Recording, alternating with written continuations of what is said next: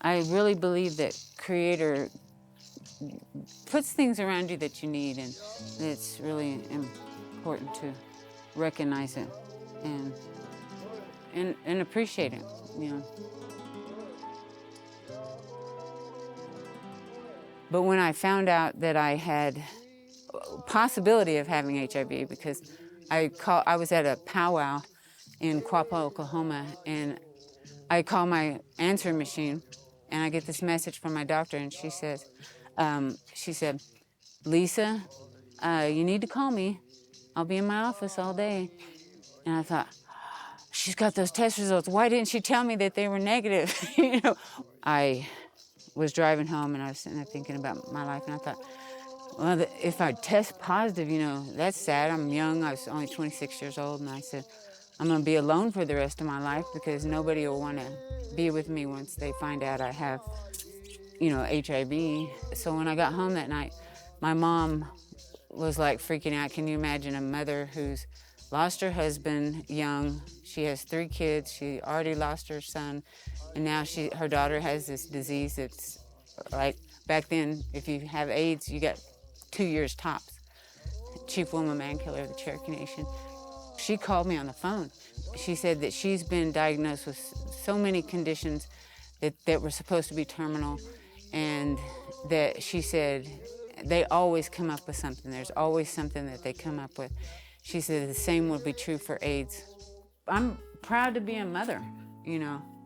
That's one thing I thought that AIDS was gonna take from me. And the first question I asked my doctor is, I said, does this mean I won't be able to have children? I've always wanted to have children. I didn't necessarily want to give birth to a bunch of kids, but I wanted to have a bunch of kids, like have them. So I got my wish.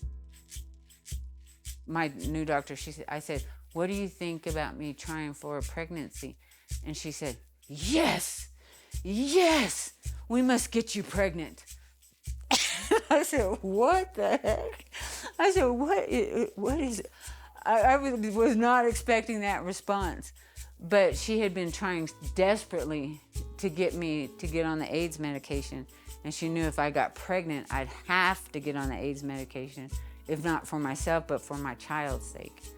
And so this child literally saved my life, because I was too stubborn, you know. I wasn't gonna do the AIDS medicine until there was a reason for me to do the AIDS medicine. I used to be a gymnast, and I, you know, try to stay strong. And I wonder if would I still be in shape if I didn't have Parkinson's. But I've always exercised. I've always exercised, and you know, I can still do splits and different things.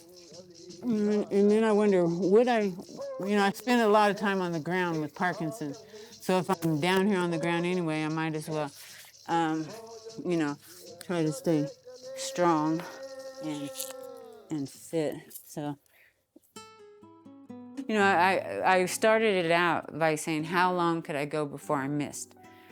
And so I thought, I've never thought about exercising every single day. I mean, most days I exercise, but so they say, okay, starting tomorrow, I'm gonna see how many days I can do at least 1 mile before I stop. And I just kept going. It just kept going, and years came by, and I got up to 5,588 days in a row. It's so interesting how dates line up. And my daughter from Pine Ridge, she was killed exactly 40 years to the day that my father was killed.